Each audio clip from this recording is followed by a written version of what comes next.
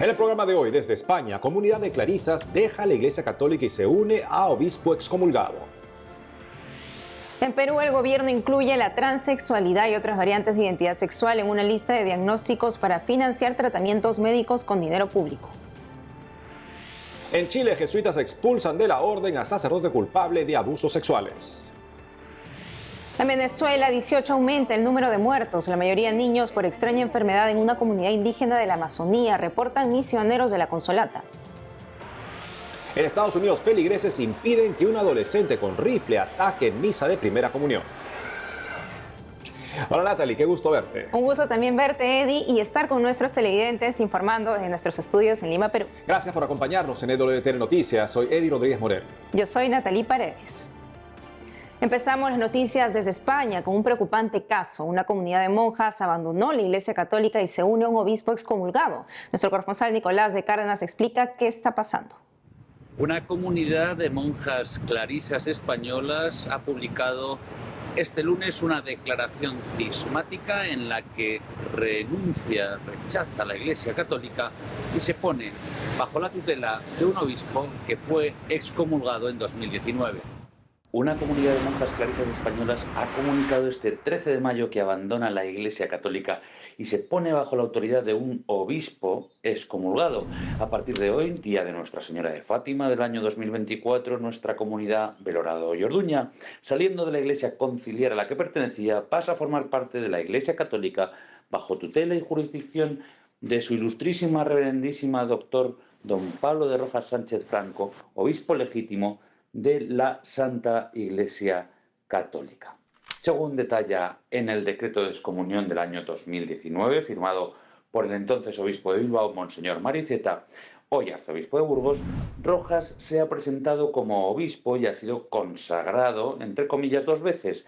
La primera por el señor Daniel Dolan, de la línea del cismático Monseñor Ngo Dinh Thuc, y la segunda por el cismático Monseñor Williamson, actualmente en situación de excomunión. En la misiva firmada por la Madre Abadesa, Sor Isabel de la Trinidad, se añade que reconocen como último sumo pontífice válido a su santidad Pío XII, decisión que es explicada a través de un texto adjunto titulado Manifiesto Católico de 70 páginas, en el que se afirma que la sede de San Pedro está vacante y usurpada. En la carta se alega que desde la cátedra de Pedro han ido llegando en estos años contradicciones, lenguajes dobles y confusos, ambigüedad, lagunas de doctrina clara. Al mismo tiempo se hace referencia a un problema inmobiliario en conflicto referido a la venta de un monasterio que ocupaban las monjas con anterioridad. El arzobispado de Burgos y el obispado de Vitoria han respondido a las monjas con un comunicado conjunto en el que abordan 3 cuestiones claramente diferenciadas. En primer lugar, sobre la situación de los monasterios donde habita la comunidad. En segundo lugar, sobre la carta y el manifiesto conocidos este lunes 13 de mayo. Y por último, con una relación de las actuaciones acometidas. Los prelados aseguran que las monjas han sido atendidas correctamente en ambos monasterios y que en las visitas pastorales realizadas por Monseñor Iceta, arzobispo de Burgos en 2021 y 2023, no expresaron queja alguna. Asimismo, detallan que han tenido que recurrir a la justicia contra la comunidad por no afrontar los pagos acordados en 2020 por la compra del monasterio de Orduña, uno de los 2 habitados por esta comunidad. El comunicado de los obispos rechaza de plano las acusaciones de silencio de los pastores o de confusión doctrinal, al tiempo que exponen que los problemas sobre la venta del monasterio no les atañen en su jurisdicción. Además, cuestionan que la decisión haya sido tomada por unanimidad de la comunidad, ya que la carta en la que se anuncia este cisma solo está firmada por la abadesa del monasterio. Además, los prelados enumeran una serie de acciones emprendidas en los últimos días. Primero, 13 de abril. El arzobispo de Burgos fue alertado del posible desenlace cismático de la situación. Segundo, 24 de abril.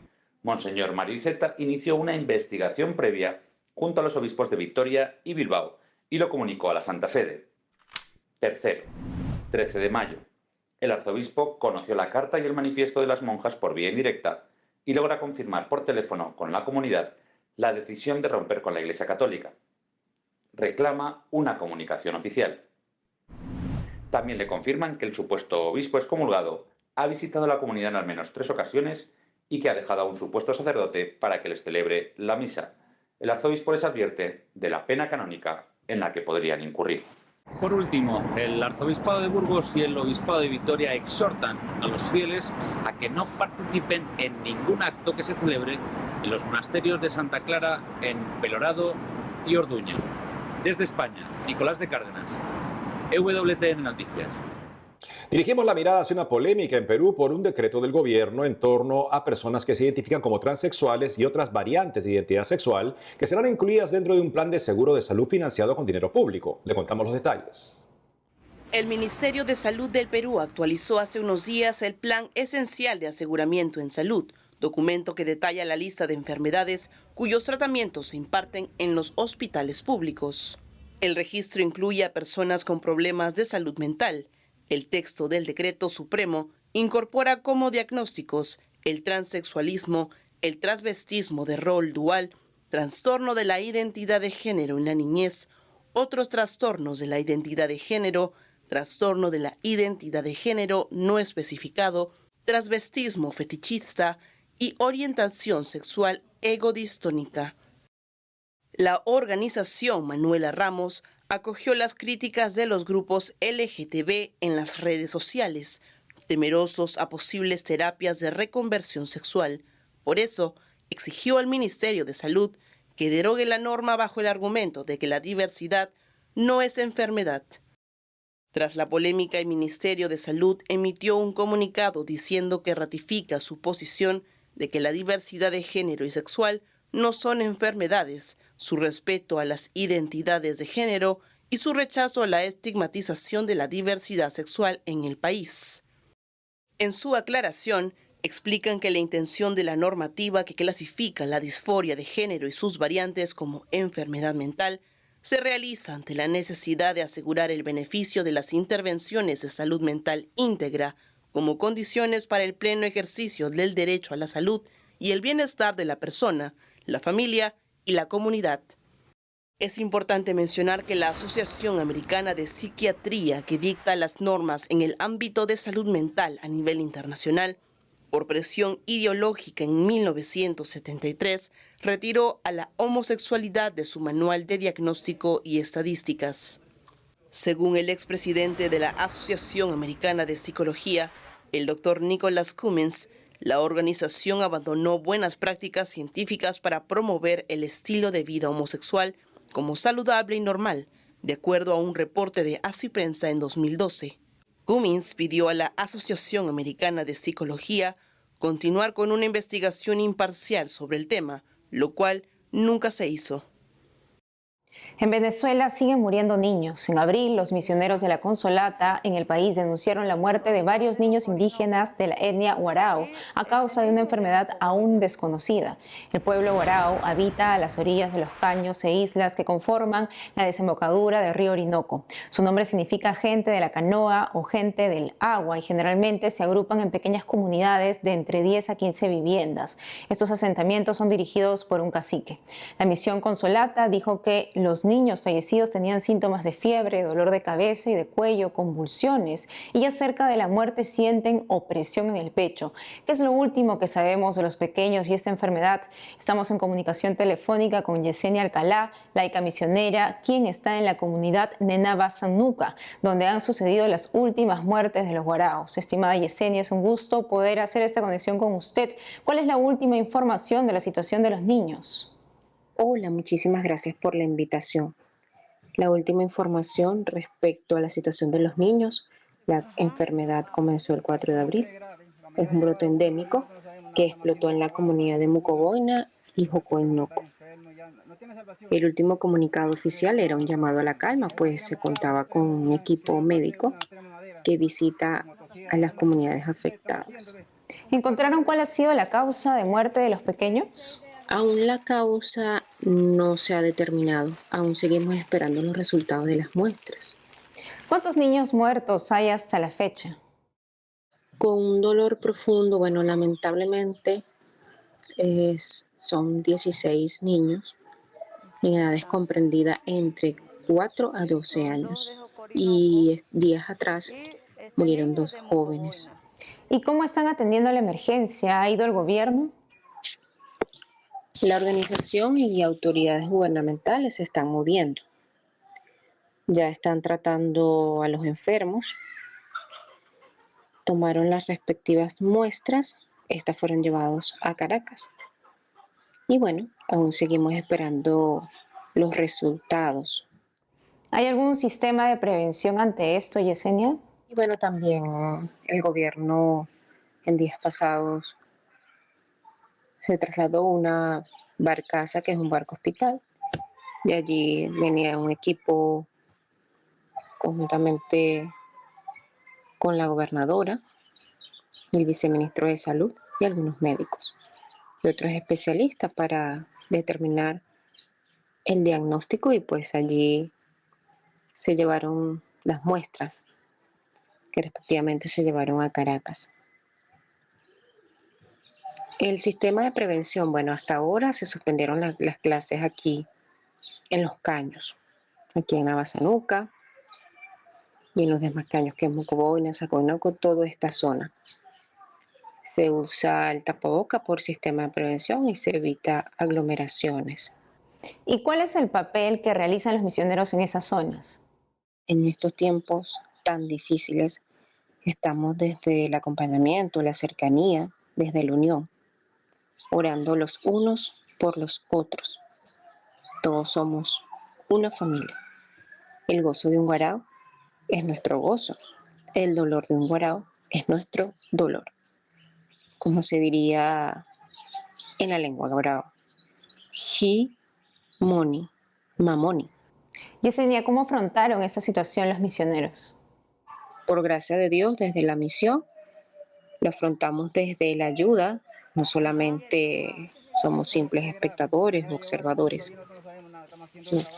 Por gracia de Dios, nos estamos reuniendo, haciendo rosario, oración, para que desde este dolor las familias se sientan acompañadas. Y pues también recordando estos tiempos, en el momento de la Pascua, cuando recordamos la victoria de Jesús sobre el mal y sobre la muerte, que no debemos tener miedo. Él cuenta con cada uno de nosotros, con nuestra voluntad, desde el cariño, desde el amor, desde la entrega, para que reine la vida entre nosotros. Yesenia Alcalá, esperamos que esta situación pueda pasar y todo mejore. Gracias por la entrevista. Muchísimas gracias por la invitación, agradecidos eternamente. Agradecemos también por estar pendiente y porque sigan elevando una oración en esta situación tan compleja. Y en Chile, la Compañía de Jesús informó el 10 de mayo último que el sacerdote Felipe Berríos fue hallado culpable de cometer abusos y delito de solicitud de favores sexuales durante el sacramento de la confesión, por lo que fue expulsado de la orden. En su sitio web, los jesuitas comunicaron que al mismo tiempo y con el mandato del Dicasterio para la Doctrina de la Fe del Vaticano, le prohíben el ejercicio público del sacerdocio y todo contacto pastoral con menores de edad durante 10 años. Indican que el padre Berríos y las víctimas ya fueron notificadas de la decisión. Berríos, quien en el pasado se ha declarado inocente de las acusaciones de abusos, puede apelar la decisión. Los jesuitas piden perdón a las víctimas, reiteran su compromiso contra los abusos sexuales y animan a enviar información de hechos similares al correo electrónico msolar@jesuitas.cl. Nos vamos a Estados Unidos, donde la reacción de los feligreses impidió una tragedia en la Santa Misa de una primera comunión. Veamos. Este es el momento en que decenas de padres se levantan en desesperación y cargan a sus niños en brazos, cuando un adolescente armado intentó entrar a masacrar con un rifle a decenas de familias durante la misa de primera comunión de 60 niños. El sábado 11 de mayo, un adolescente de 16 años intentó ingresar por la puerta trasera de la Iglesia Católica de Santa María Magdalena en Abbeville, Luisiana, mientras el padre Dupré presidía la Eucaristía. Fue alertado de la situación. Luego, el sospechoso fue desarmado por los feligreses. En un comunicado publicado por la parroquia, indican que el joven fue escoltado afuera de la iglesia y se llamó a la policía. Allí El individuo fue detenido por el Departamento de Policía de Abbeville y ahora se encuentra bajo su custodia. Por su lado, el obispo de Lafayette, Luisiana, Monseñor John Douglas, expresó su agradecimiento a Dios porque se evitó una tragedia. Pidió rezar por el fin de todas las amenazas de violencia contra vidas humanas inocentes. La parroquia Santa María Magdalena en Abbeville, Luisiana, informó que por precaución tendrán presencia policial en todas las próximas misas.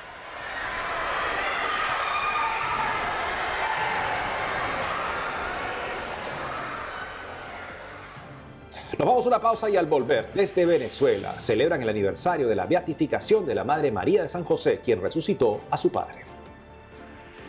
Además, en Nigeria, un sacerdote salva a sus alumnos de un ataque terrorista. Regresamos con más noticias con Enfoque Católico.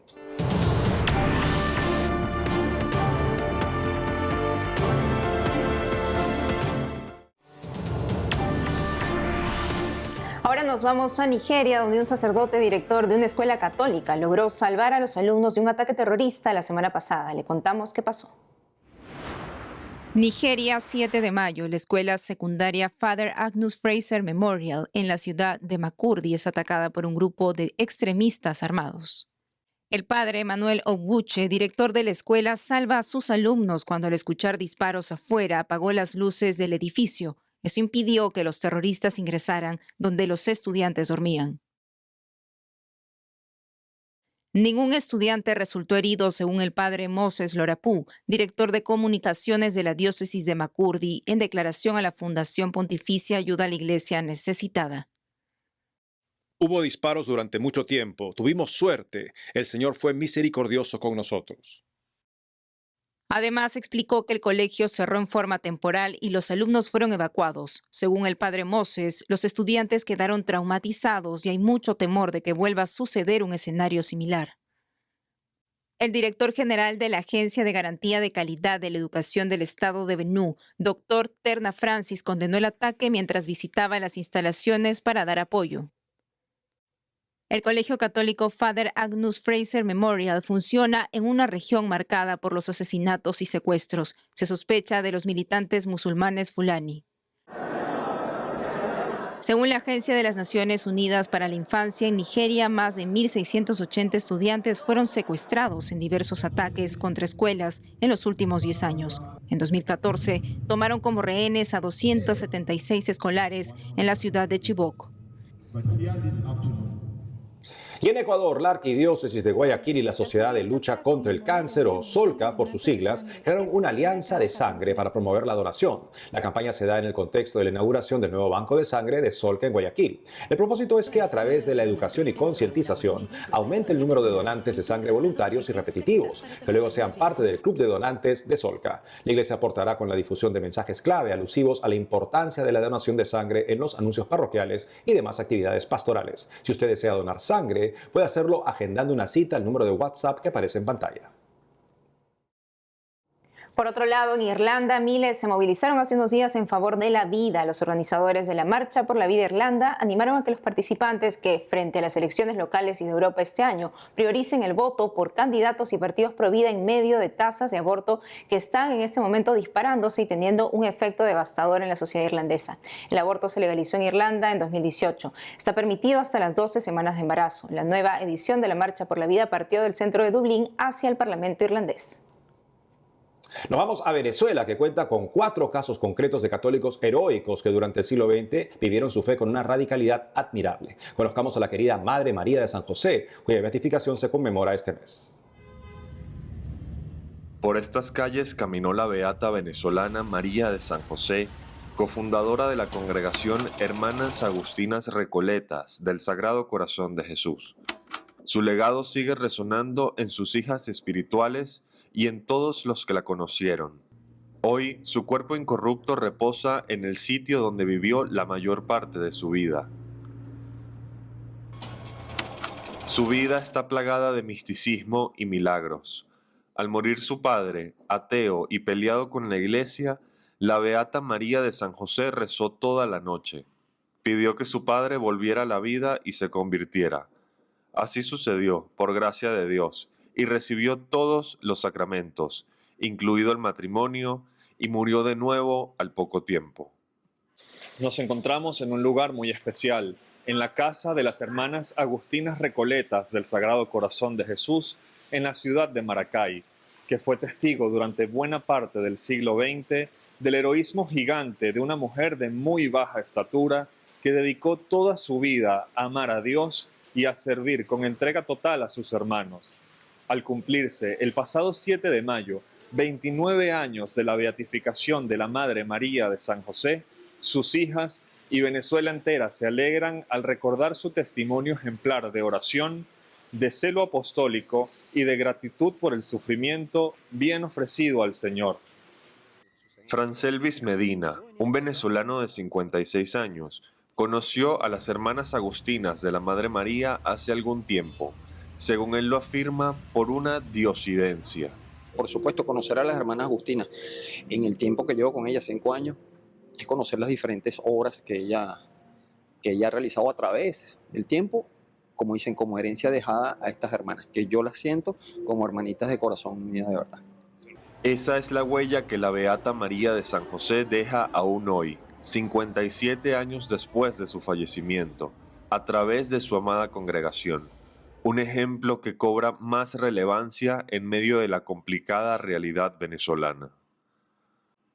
Así lo expresó la hermana Gracelia Molina, vicepostuladora de la causa de canonización de la Madre María. Una de las metas, comenta la religiosa, en el marco de las celebraciones, es robustecer la difusión de la vida y obra de la Beata. Todo esto son actividades que también se impulsan desde la causa de canonización con el fin de que esa devoción y ese fervor a nuestra Madre no se vaya mermando, sino que por el contrario se multiplique. Ya estamos a casi 30 años de su beatificación y hay una población joven que no estuvo en ese auge de ese momento, que no le conoce. Entonces, bueno, estamos bien activas también con las redes sociales y con todos los medios en que nosotros podamos promover y decirle al mundo, los venezolanos tenemos aquí un ejemplo válido de santidad. La hermana Molina resaltó además el arraigo de la Madre María con su país y cómo con su humildad afrontó problemas muy parecidos a los de la Venezuela de hoy. Bueno, la santidad de nuestra Madre María primero es una santidad muy llana, muy alcanzable. Nuestra Madre fue una mujer sencilla, cercana, criollista, refranera, una mujer muy, muy de su tierra, con los pies bien plantados. Nuestra madre estaba muy clara en los problemas sociales, políticos que tenía en su entorno, en los problemas incluso de fe, en los problemas a nivel, ¿qué te puedo decir?, general, tanto de un niño interno que ella podía tener en su casa hogar, como grandes personalidades que la buscaban buscando en ella consejo. Una mujer que, como te digo, pues está muy clara en lo que pasa y sabe que hay que dar una respuesta. También tuvo sus problemas, también vivió pandemia, también vivió confinamiento. O sea, no dista los problemas que ella vivió de los que nosotros podemos tener actualmente en nuestra situación país, en lo que cada familia venezolana o del mundo entero pues puede pasar en sus carestías, en sus necesidades. La gran beata venezolana quiere hablar al corazón de cada uno de sus compatriotas. A pesar de las incertidumbres, Francelvis Molina llama a todos a tener fe.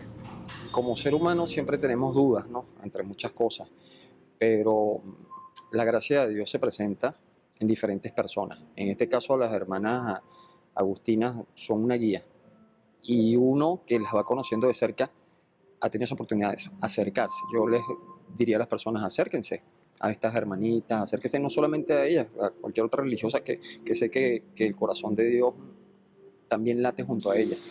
Los venezolanos podemos aprender mucho de una figura como la de la Madre María de San José, especialmente ante las adversidades y las dificultades de la vida, a no huir ante el sufrimiento. Como ella misma lo decía, quiero que mi vida se deslice entre el Calvario y el altar, entre la cruz y la Eucaristía. En Maracay, Venezuela, Andrés Enríquez, EWTN Noticias. Amigos, esto ha sido todo por hoy. Gracias por habernos acompañado. No dejen de seguirnos por las redes sociales y también de lunes a viernes a las 12 del mediodía hora de Miami en Radio Católica Mundial y su programa Más que Noticias con un servidor. Hasta entonces.